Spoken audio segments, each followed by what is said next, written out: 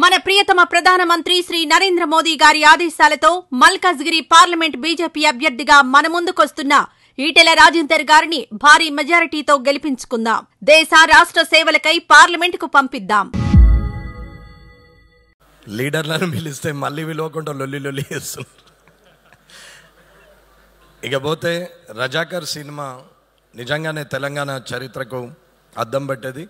గతంలో గుర్రపు డెక్కలు చప్పుడు వచ్చినా, రజాకర్లు వస్తున్నారని బండి చప్పుడు వచ్చినా అందరూ కూడా పారిపోయి చైన్లలో దాచుకునే, గడ్డివాములలో దాచుకునే సందర్భం. ఇంట్లో ఉన్నటువంటి ఆడవాళ్లకు రక్షణ లేదు, బయటకు వెళ్ళిన మగవాళ్లకు రక్షణ లేదు.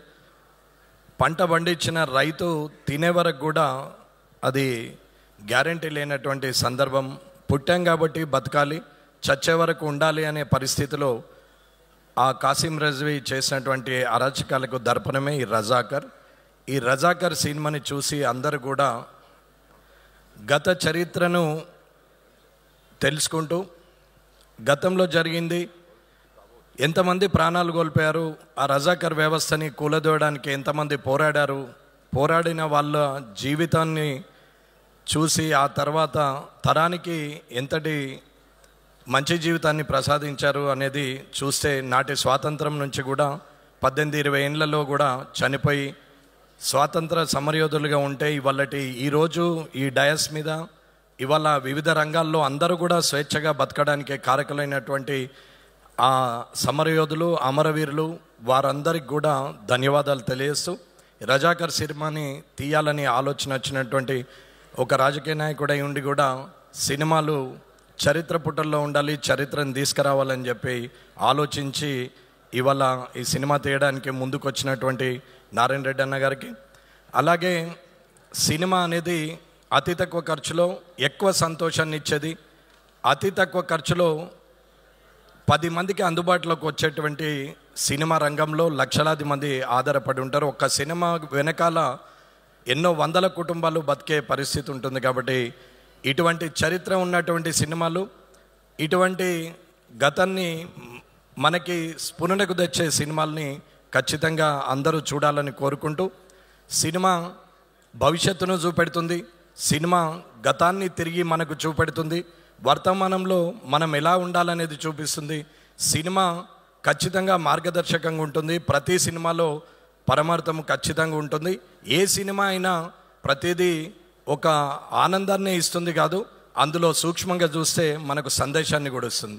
సందేశం ఇవన్నీ సినిమాలు ఏం లేవు. మా భూమి సినిమా నరసింహరావు గారు తీశారు. అప్పటి నుంచైనా ఇవాళ ఒరే రిక్షా సినిమా కావచ్చు, లేకపోతే చీమల దండు కావచ్చు, అలాంటి సినిమాలు కూడా ఇచ్చినటువంటి వారు ఉన్నారు. రేపటి పౌరులు సినిమా తీసిన టి కృష్ణ గారు కానీ, అలాగే కళాత్మకంగా తీసినటువంటి శంకరాభరణం సినిమా కావచ్చు, అలాగే దేవతల సినిమాలు తీసినటువంటి నాటి యుగ పురుషుడు ఎన్టీ రామారావు కావచ్చు, భవిష్యత్తుని చూపించినటువంటి జేమ్స్ బాండ్ మూవీలు తీసిన సూపర్ స్టార్ కృష్ణ గారు కావచ్చు, అలాగే అప్పుడు రైలంగి నుంచి మొదలు పెడితే ఇప్పటి బ్రహ్మానందం గారి వరకు కూడా ఇలాంటి ఆనందాన్ని కూడా ఇవ్వగలిగి ఈ కళామ తల్లి బిడ్డలైనటువంటి వీళ్ళందరికీ కూడా నిజంగా ప్రజలందరూ కూడా వారికి ధన్యవాదాలు తెలపాల్సిందే. అలాగే ఇక్కడ ఉన్నటువంటి ఏదైనా సరే, ఏ వ్యవస్థ అయినా సరే, అప్పుడైనా సరే, ఇప్పుడైనా సరే, భవిష్యత్తులో అయినా సరే, ఒక వ్యవస్థలో న్యాయం జరగనప్పుడు దానికి సమాంతర వ్యవస్థనే విప్లవంగా మారుతుంది. ఎదురు తిరుగుతారు, ఖచ్చితంగా యుద్ధం వాతావరణం మొదలవుతుంది. న్యాయం జరగనప్పుడే అక్కడ సమాంతర వ్యవస్థ వస్తుంది. కాబట్టి దాని పేరే విప్లవం అనుకుంటారు. దాని విషయంలో ఒక్కొక్కరు ఒక్కొక్క రకంగా అనుకున్న, జరగాల్సిన న్యాయం జరగనప్పుడే, దానికి సరైన శిక్ష, అన్యాయానికి సరైన శిక్ష పడినప్పుడే ఆ సమాంతర వ్యవస్థ ఉద్భవిస్తుంది. దానికి ఏవైనా కారణాలు కావచ్చు. ఈ రజాకర్లో కూడా అలాంటి పరిస్థితులు వచ్చి ఎన్నో సంవత్సరాలు ఇబ్బందులు పడ్డటువంటి ఈ హైదరాబాద్ సంస్థానం అంటే బీదర్ నుంచి మొదలు పెడితే ఔరంగాబాద్ వరకు, బళ్ళారి నుంచి మొదలు పెడితే ప్రతి దగ్గర కూడా ఈ రజాకర్ వ్యవస్థలో మనకు ఇప్పటికీ వారి కుటుంబాలు కానీ, వారి గోడలు కానీ కనపడతా ఉంటాయి. ఇలాంటి సినిమాని తీయడానికి ముందుకు వచ్చినటువంటి, ఇలాంటి సినిమాలో నటించడానికి ముఖ్యమైన అందరూ వచ్చారు. ఇక్కడున్న అందరి సినిమాలు కూడా నేను కూడా చూశాను. అది వేదిక గారిది కావచ్చు, బాబ్ సింహ గారిది కావచ్చు, లేకపోతే అన్న సినిమా ఎటో బాయ్ అన్న అన్న సినిమా కూడా చాలా సినిమాలు చూసాం. సరే సినిమా ఎక్కడో టీవీల ముందర చూసిన సుమ గారిని డైరెక్ట్గా చూసే అవకాశం కూడా వచ్చింది. కాబట్టి వారు మాట్లాడేది కానీ రాజీవ్ కనకాల గారు కానీ అది ఎప్పటి నుంచో చూస్తూ ఉంటాం టీవీలో. నేను కూడా మీ మామగారి ఇన్స్టిట్యూట్లో ట్రైనింగ్ తీసుకోవాలని వచ్చి మళ్ళీపోయి రాజకీయ నాయకుడికి వచ్చాను. లేకుంటే మీ లైన్లో నేను కూడా అయ్యేవాన్నేమో.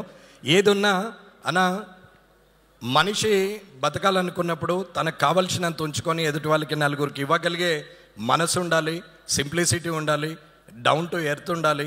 ఏదున్నా శాశ్వతంగా ఉండేది పేరు తప్ప తన గుణం తప్ప ఇంకేమీ ఉండదు. ఏది చూసుకొని విరవీగిన తిరిగి మనము చేరాల్సింది భూమి మీదకే. కాబట్టి మనం ఎక్కడి నుంచి వచ్చామని చూసుకొని ఎక్కడికి ప్రయాణం చేయాలనేది ప్రతి నిమిషము ఒకసారి వెనక్కి చూస్తే మన గతం మనకు తెలుస్తుంది, మన వర్తమానము అర్థమవుతుంది, రేపు భవిష్యత్తు కూడా మన కళ్ళకు కనిపిస్తుందని తెలియజేసుకుంటూ ఇక్కడికి విచ్చేసిన పెద్ద ఈ కళామ రంగానికి ఉన్నటువంటి మీ అందరికి కూడా ధన్యవాదాలు చేస్తూ